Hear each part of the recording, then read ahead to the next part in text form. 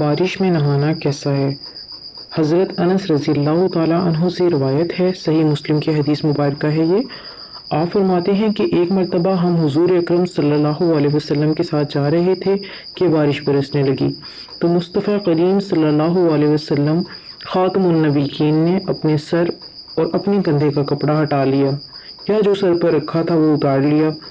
تو ہم نے عرض کیا، یا رسول اللہ صلی اللہ علیہ وسلم، حضور آپ نے ایسا کیوں کیا؟ کیونکہ آپ کا جسم بھیگنے لگا تھا بارش سے۔ تو حضور اکرم صلی اللہ علیہ وسلم نے فرمایا، یہ سیدھی میرے رب کریم کی طرف سے آ رہی ہے، یعنی بارش میں نہانا سنت ہے۔ حضور اکرم صلی اللہ علیہ وسلم نے فرمایا، یہ رحمت کی بارش ہے، یعنی یہ سیدھی میرے رب کی طرف سے آ رہی ہے، اس لیے آپ بارش میں نہا سکتے ہیں اور اس کا یقیناً فائدہ ہے۔